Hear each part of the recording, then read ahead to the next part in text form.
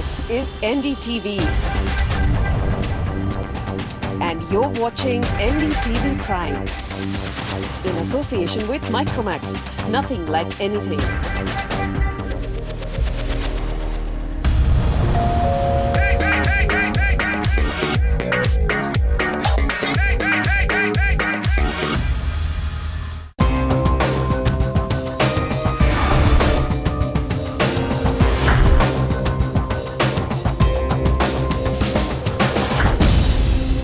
स्वागत है आपका प्रॉपर्टी इंडिया में, जिसमें आपको प्रॉपर्टी के बारे में सारी जानकारी एक जगह मिलती है। इस शो में अगले 1 घंटे में आपको देश के प्रॉपर्टी बाजार की बड़ी बड़ी खबरों से हम आपको रूबरू कराएंगे।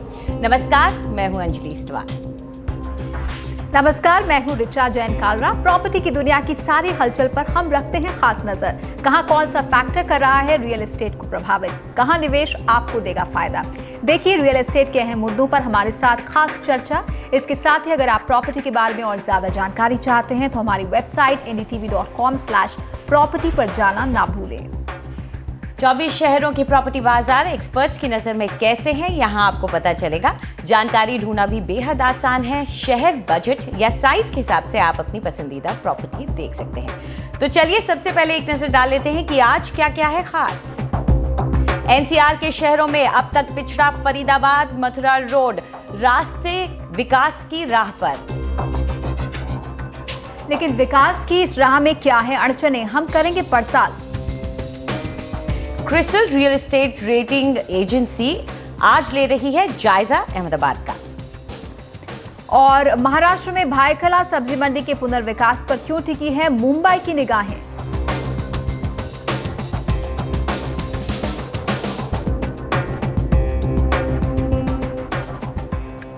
दिल्ली एनसीआर में कमर्शियल ऑफिस के क्षेत्र में जो बढ़त गुड़गांव और फिर उसके बाद नोएडा ने दर्ज की, फरीदाबाद उसके आसपास भी नहीं पहुंच पाया।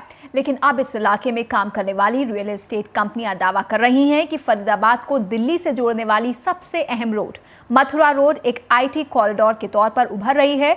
हमने इस प्रॉपर्टी बाजार में जाकर जानने की कोशिश की कि इन दावों की सच्चाई क्या है।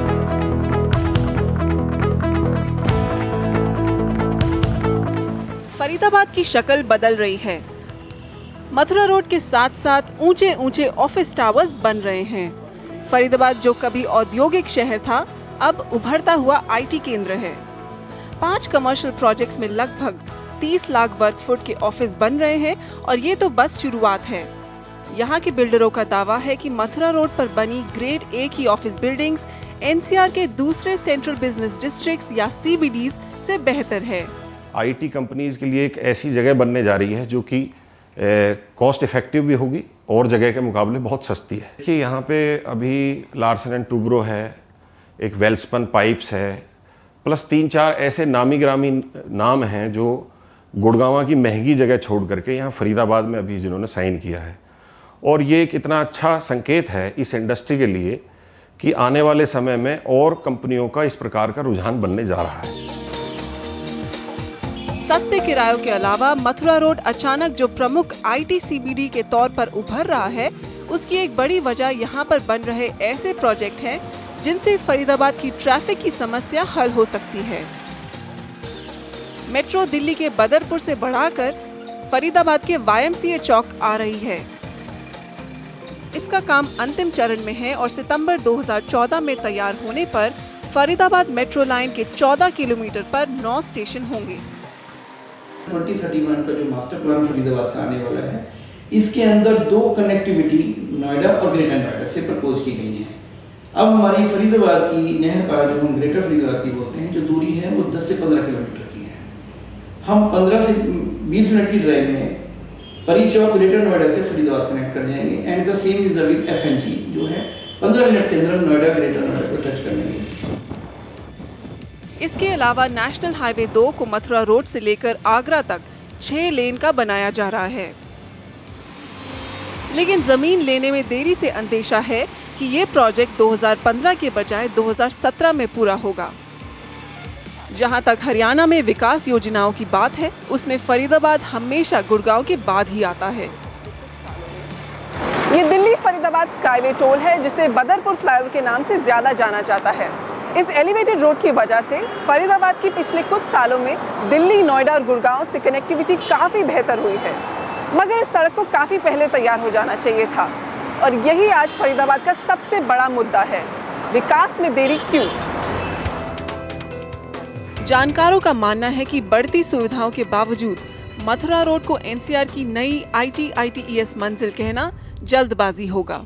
फरीदाबाद एज अ डेस्टिनेशन तभी डेवलप करेगा जब पहले नोएडा जो क्लोज एक कंपैरिजन है फरीदाबाद के लिए, जब नोएडा का सप्लाई अब्जॉर्ब होगा। बट मेट्रो के आने से डेफिनेटली ओवरऑल सिचुएशन इम्प्रूव होगी, बिकॉज कनेक्टिविटी इज़ बिन एक मेजर चैलेंज रहा है फरीदाबाद में। सो मीडियम से लॉन्ग टर्म में डेफिनेटली हम उम्मीद करते हैं कि फरीदाबाद में अंतर आना चाहिए। नोएडा का कमर्शियल बिजनेस डिस्ट्रिक्ट 20 लाख वर्ग फुट में फैला हुआ है, जिसमें से करीब 32% अभी बिकना बाकी है। साइबर सिटी और MG रोड जैसे गुड़गांव के प्राइम CBD इलाकों में भी 10% खाली पड़े हैं, जबकि बाकी गुड़गांव के ऑफिसों में भी लगभग 32% खाली पड़े हैं। फरीदाबाद रिहायशी बाजार का ज्यादातर हिस्सा ग्रेटर फरीदाबाद में है, लेकिन जब तक यहाँ विकास तेज नहीं होता तब तक लोग नहीं आएंगे। ग्रेटर फरीदाबाद की एक खासियत इसके मुनासिब दाम हैं। इनके और मथुरा रोड के नए कमर्शियल प्रोजेक्ट्स के संगम से यहाँ के हालात सुधर सकते हैं, बशर्ते वक्त पर काम हो। कैमरा पर्सन सुमित देवगम के साथ वसुधा शर्मा, NDTV। तो क्या वाकई में फरीदाबाद में वैसी तेजी देखने को मिलेगी या नहीं, इस बारे में पूरी चर्चा करने के लिए हमारे साथ मौजूद हैं संदीप बेदी, जो कि डायरेक्टर स्ट्रैटेजी एंड सिस्टम्स हैं BPTP लिमिटेड के, और राजीव बैरथी, जो कि एग्जीक्यूटिव डायरेक्टर हैं नॉर्थ नाइट फ्रैंक इंडिया के। आप दोनों का स्टूडियो में स्वागत है। तो सबसे पहले संदीप, आपसे शुरुआत करते हैं। आप लंबे वक्त से फरीदाबाद इलाके में काम करते आ रहे हैं, वहाँ के एक नामी गिरामी प्लेयर हैं। आपसे ये जानना चाहेंगे कि आपको लगता है वाकई में कमर्शियल ऑफिस स्पेस की बात करें तो ये तेज़ी वहाँ पर आने लगी है? शुरू हो रहा है ऑफिस का डिमांड, एंड जैसे आपने कहा कि मथुरा रोड पे अभी थोड़ी एक्टिविटी शुरू हुई है और ये ट्रांसलेट करेगी हमारी टाउनशिप्स में भी, क्योंकि NCR में फरीदाबाद एक बहुत ही यूनिक वैल्यू प्रोपोजिशन है आज की डेट में, क्योंकि रेजिडेंशियल और कॉस्ट ऑफ लिविंग के पर्सपेक्टिव से सबसे इफ़ेक्टिव ऑप्शन और लोकेशनली सबसे अच्छा, आप जो अभी आपके प्रोग्राम में बताया गया कि metro connectivity, expressway connectivity Gurgaon से, दिल्ली से, तो ये बहुत ही एक आइडियली कनेक्टेड और बड़ा ही एफिशिएंट सोल्यूशन है। तो इवेंचुअली यहाँ पे कमर्शियल मूवमेंट भी आएगा जल्द, ये हमारा मानना है। रियल एस्टेट के टर्म्स में भी बात करें, अगर वहाँ पे आप लोग तो बना ही रहे हैं, लेकिन अब हमने देखा है कि वाटिका ने भी अपना आकर के वहाँ पे कमर्शियल स्पेस खोला है और सिर्फ लोकल बिल्डर्स की ही वहाँ पर अब काम करने का एक तरीका नहीं रह गया है। तो आपसे ये जानना चाहेंगे कितना ज़रूरी है वहाँ पर दिल्ली NCR के बड़े बिल्डरों को भी वहाँ पर आना, ताकि उस इलाके में जो कमर्शियल स्पेस बने वो क्वालिटी ग्रेड A स्पेस बने, जिसको देख करके बड़ी कंपनियाँ भी आए वहाँ पर? देखिए, बिल्कुल इम्पॉर्टेंट है कि बड़ी कंपनियां भी आएँ, कमर्शियल स्पेस भी डेवलप हो, बट जैसे द थीम यहाँ पे डिस्कशन का यही है कि आज तक कनेक्टिविटी ही एक इशू था। अब हम कह रहे हैं कि अगले 6 महीने में कनेक्टिविटी सिग्निफिकेंटली इम्प्रूव हो जाएगी, जो कि एक फंडामेंटल ज़रूरत है ITS कंपनीज़ के लिए। मैं बिल्कुल एग्री करता हूँ कि एक एंकर मैग्नेट की ज़रूरत है जो वहाँ लेके आएगा, बट आज की इन्वायरमेंट में जहाँ पे कॉस्ट सेंसिटिव हो चुकी हैं ITS कंपनीज, वहाँ पे मेरे हिसाब से एक बहुत अच्छा ऑप्शन निकल के आएगा फरीदाबाद, क्योंकि not just office space, cost of living index Faridabad का एनसीआर में सबसे किफ़ायती है। उसके अलावा 8 से 10% बाकी सारी इंडस्ट्री को जो ITS सर्विसेज में आपके कर्मचारी हैं वो फरीदाबाद से जाते हैं। तो ऑफिस स्पेस एक चीज़ हो गई, आपकी ट्रांसपोर्टेशन कॉस्ट जो एक और मेजर कॉस्ट होती है ऐसे सेटअप्स की, वो भी लोअर हो जाती है। तीसरी चीज़ हाउसिंग जो है आपकी, चीप हाउसिंग सॉल्यूशंस, वो आज फरीदाबाद बहुत ही अच्छे ऑप्शंस लेके आ रहा है एनसीआर के पर्सपेक्टिव से। आज आपको एक 2 बेडरूम का अच्छी अकोमोडेशन अंडर 10,000 वहाँ पे मिलती है, जिससे आप अपने टैलेंट पूल को और अच्छी तरह से नर्चर कर सकते हो और अपनी कॉस्ट और इफेक्टिव कर सकते हो। सो ऑफिस स्पेस के लिए आपको सॉल्यूशंस चाहिए जो कि अगले 1, 2, 3 साल तक मेरे हिसाब से आएंगे, कुछ आ भी चुके हैं। और ये location, connectivity, cheap housing, cost of living being the most excited, ये सारी चीज़ें मिल के एक बहुत ही कंपेलिंग स्टोरी ITS सर्विसेज के लिए फरीदाबाद क्रिएट कर रहा है। संदीप, आप कह रहे हैं कि कनेक्टिविटी एक अहम रोल अदा करेगी और साथ ही वहाँ पर जो रियल एस्टेट प्राइसेस हैं वो भी कॉम्प्लीमेंट कर रहे हैं कमर्शियल रियल्टी स्पेस को। राजीव, क्या आपको लगता है जो अफोर्डेबिलिटी का एक फीचर रहा है फरीदाबाद के रियल एस्टेट मार्केट से जुड़ा हुआ कि यहाँ पर मकान या यहाँ पर कमर्शियल रियल एस्टेट स्पेस सस्ती मिलती है NCR के दूसरे उभरते हुए इलाकों से, गुड़गांव, नोएडा की हम मुकाबला करें, तो वो एक कितना बड़ा फैक्टर है यहाँ पर IT इंडस्ट्री की ग्रोथ को लेकर कमर्शियल रियलिटी में? बहुत इंपॉर्टेंट फैक्टर है और मैं अगेन संदीप जी से बिल्कुल सहमत हूँ कि फरीदाबाद की जो रेजिडेंशियल एरियाज़ है उसकी जो प्राइसिंग है, अगर उसकी कंपेयर किया जाए उसको गुड़गांव से, तो वो काफ़ी किफ़ायती है। और हमें ये नहीं भूलना चाहिए कि ITS कंपनीज़ जो बैक ऑफिस होते हैं उनके एम्प्लॉयज़ जो है काफ़ी प्राइस सेंसिटिव होते हैं। तो as far as the residential option is concern, Faridabad का वो जो ऑप्शन है वो बहुत बेहतर है। और अगर मेरे हिसाब से अगर एक पुश किया जाए फरीदाबाद को, कनेक्टिविटी इम्प्रूव हो रही है, होपफुली इंफ्रास्ट्रक्चर इम्प्रूव होगा और कुछ बड़े डेवलपर्स मिलके उसको पुश करें तो और कोई एक एंकर मैग्नेट को लेके आ जाए, तो मैं समझता हूँ कि फरीदाबाद का नक्शा as far as it's service destination is concern को काफ़ी चेंज मिल सकता है। मेट्रो के आने से कुछ और बूस्ट मिलेगा आपको लगता है? YMCA चौक तक जो अभी मेट्रो का प्रस्ताव है, उसके बाद आगे बल्लभगढ़ तक जानी है, तो उससे क्या कुछ और बूस्ट मिलने की संभावना है? डेफिनेटली मिलेगा, क्योंकि जो ITS कंपनीज में वर्कफोर्स है, it's a white collared workforce जो काफ़ी दूर दराज के इलाकों से आती हैं। वो दिल्ली से भी आती हैं, गुड़गांव से भी आती है, नोएडा से भी आती हैं और फरीदाबाद के दूर दराज के इलाकों से भी आती है। तो मेट्रो अगर कनेक्टिविटी बन जाती है तो उससे काफ़ी राहत मिलेगी सारी वर्कफोर्स को। और एक सबसे बड़ा जो कंसर्न ITS कंपनीज़ का होता है कि वो कैसे अपने वर्कफोर्स को रिटेन करें, तो वो जो कंसर्न है वो दूर होएगा। संदीप, यहाँ आपसे पूछना चाहेंगे कि फरीदाबाद पे काम बहुत सालों पहले शुरू हो गया था। गुड़गांव से भी पहले हम फरीदाबाद की बातें सुनते थे, लेकिन कहीं जाकर के एक फुल स्टॉप नहीं, चलिए स्पीड ब्रेकर सा आ गया था। आपसे ये जानना चाहेंगे कि क्या आपको लगता है कि फरीदाबाद के साथ कहीं ना कहीं हरियाणा सरकार की तरफ से कुछ सौतेला व्यवहार कर दिया गया, या ये उसकी डेस्टिनी थी कि जिस तरह से प्लानिंग हुई तो उसी तरह उसने बढ़ना था आगे? देखिए, टाइम ज़रूर लगा है, बट मैं नहीं मानूंगा कि कोई सौतेला व्यवहार है। आज अगर आप देखेंगे जो इंफ्रास्ट्रक्चर फरीदाबाद में डेवलप हो रहा है, सड़कें ले लीजिए, वो बहुत ही हाई क्वालिटी की हो रही हैं, प्रॉपर सर्विसेज ले हो रही हैं, I mean it's world class. तो इट्स थोड़ा सा डिलेड है, बट आज इन और 6-8 महीनों में वो किसी भी सिटी में हरियाणा से या दिल्ली से भी कंपेयर करेंगे, वो उससे कंपेरेबल है।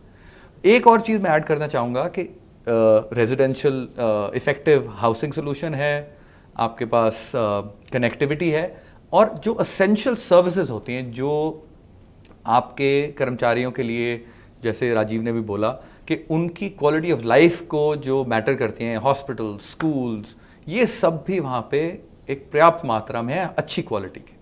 सो इन सब चीज़ों को अगर आप साथ में रखते हैं और साथ में एक कॉस्ट का बहुत बड़ा बेनिफिट मिलता है without any compromise on quality, तो ये अपने आप में एक बहुत ही ऑब्वियस और कंपेलिंग प्रोपोजिशन बन जाती है। राजीव, जो दर्शक अभी शो देख रहे हैं और वहाँ कमर्शियल रियल एस्टेट में निवेश करना चाहेंगे, उनके लिए आपकी क्या सलाह होगी? क्या उन्हें वहाँ पर लीज में लेना चाहिए, खरीदना चाहिए? किस तरह से इन्वेस्ट और कितना टाइम स्पैन लेकर चलना चाहिए?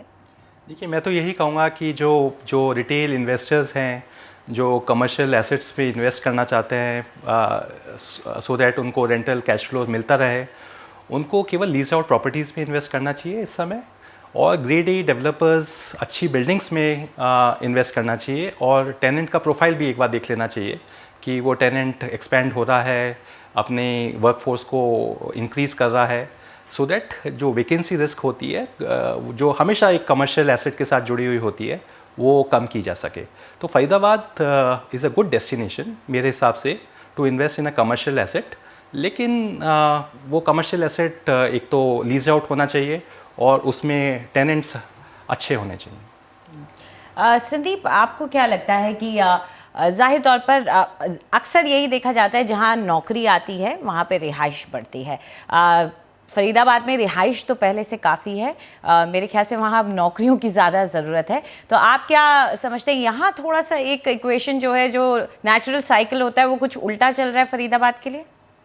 नहीं, अगेन ये फिर वही chicken and egg story, connectivity से ही इवेंचुअली सब कुछ फ्लो करेगा। तो अब आप देखेंगे कि इवेंचुअली ये सारी बॉटलनेक्स दूर होके कमर्शियल एक्टिविटी ऊपर जाएगी, सो अपने आप आएंगे। बट एक चीज़ में मैं आपसे थोड़ा सा डिफ़र करूंगा कि जब हम दिल्ली जैसी एक कॉस्मोपॉलिटन सिटी का जिक्र करते हैं, तो ज़रूरी नहीं है कि हर नेबरहुड में बिजनेसेस हों। एक क्वालिटी रेजिडेंशियल ऑप्शन जो लोकेशनली हर एक कमर्शियल हब के साथ वेल कनेक्टेड हो, जो फरीदाबाद है। कि आप देखिए, फरीदाबाद से आप 30 से 40 मिनट में नोएडा पहुंचते हैं, आप 20 से 25 मिनट में साउथ दिल्ली और 40 मिनट में बिजनेस डिस्ट्रिक्ट इन दिल्ली पहुंचते हैं, 45 मिनट में आप गुड़गांव पहुंचते हैं। ये अपने आप में एक बहुत ही बड़ी उपलब्धि है फरीदाबाद की। सो रेजिडेंशियल यहाँ पे ज़रूर है कि रेजिडेंशियल पहले आएगा और उसके बाद कनेक्टिविटी आ गई है ऐसी सीमलेस, तो अपने आप कमर्शियल एक्टिविटी बढ़ेगी। कनेक्टिविटी तो एक मेजर फैक्टर रहता ही है किसी भी क्षेत्र के निवास के लिए, किसी भी क्षेत्र के विकास के लिए संदीप। लेकिन हाल के सालों में देखें तो और क्या बदलाव आपने देखे हैं एज अ डेवलपर, जिसकी वजह से अब फरीदाबाद की रियलिटी तस्वीर कुछ बदलने लगी है, कुछ और उजली होने लगी है? देखिए, डिलीवरीज काफ़ी बढ़ गई हैं। ऑलमोस्ट कोई 40 से 45 हज़ार रेजिडेंशियल यूनिट्स अगले 2 साल में डिलीवर हो जाएंगे। और मैं अभी बात कर रहा हूँ सिर्फ ग्रेटर फरीदाबाद की, जहाँ पे हम हैं, जिसमें से हमारे कुल 15,000 यूनिट्स हैं जो डिलीवर हो रहे हैं। सो ये सारी चीज़ें और एसेंशियल सर्विसेज, स्कूल्स, बड़े ही क्वालिटी स्कूल्स खुल गए अगेन ग्रेटर फरीदाबाद में। DPS आ गया है, श्री राम आ गया है, रावली हिल्स आ गया है, एक मेडिकल कॉलेज खुल रहा है, आपका IMT बिल्कुल साथ में है। सो इन सब चीज़ों की कल्मिनेशन से और road infrastructure development and then again connectivity, इसके कारण अब टिपिंग पॉइंट पे आ गया है ये as a real estate destination. जी, यहाँ पर राजीव, एक सवाल मैं ज़रूर पूछना चाहूँगी कि चलिए, मथुरा रोड तो काफ़ी लंबी है, काफ़ी बड़ी है, लेकिन क्या इसको भी आप एक माइक्रो लेवल पर ब्रेकअप कर सकते हैं कि ये एरिया जो है, यहाँ पे ज़्यादा कमर्शियल स्पेस अब और क्वालिटी कमर्शियल स्पेस अब बढ़ रही है, और कुछ इलाके हैं जो नहीं उतना ट्रेंड अप कर पा रहे हैं, तो कौन सा इलाका है जहाँ पे सबसे ज़्यादा एक्टिविटी दिख रही है? देखिए, मैं स्पेसिफिक सेक्टर्स के बारे में तो बात नहीं करना चाहूँगा, लेकिन मैं कहूँगा कि क्या वो चीज़ें हैं जो बहुत इम्पॉर्टेंट है किसी भी एक कमर्शियल एरिया के अपब्रिंगिंग के लिए, एक थ्राइविंग हब के लिए। सबसे बड़ा and most important factor is the availability of residential space, कि रेजिडेंशियल स्पेस कितना है। एंड संदीप जी ने भी बोला कि 40-50 हज़ार यूनिट्स आ रही हैं, और अगर कमर्शियल एरियाज़ जो है वो जितने पास होंगे उन रेजिडेंशियल स्पेस के इन द कमर्शियल सेक्टर्स, तो वो काफ़ी अच्छा होगा वर्कफोर्स के लिए, उनको उतना ही कम कम्यूट करना पड़ेगा। दूसरा है सोशल इंफ्रास्ट्रक्चर, जो वाइट कॉलर वर्कफोर्स होती है अनवाइंड करने की ज़रूरत होती है, तो सोशल इंफ्रास्ट्रक्चर हो, मॉल्स हो, शॉपिंग सेंटर्स हों, और नॉर्मली हमने देखा है, जैसे आप साइबर सिटी एरिया में भी देखिए, तो काफ़ी जो एंटरटेनमेंट स्पेसेस हैं वो काफ़ी पास है, रेस्टोरेंट्स वगैरह हैं, वो सब एक तरह से सेल्फ सस्टेनिंग है। तो जो भी सेक्टर्स जहाँ पे सेल्फ सस्टेनिंग फिनोमिनन बनाया जा सकता है, मुझे लगता है कि वो सेक्टर्स और सेक्टर्स के मुकाबले जल्दी उभरेंगे। बहुत बहुत शुक्रिया आपका संदीप, हमारे साथ इस चर्चा में हिस्सा लेने के लिए। राजीव, आप भी स्टूडियो में आए, इसके लिए आपका बहुत बहुत शुक्रिया।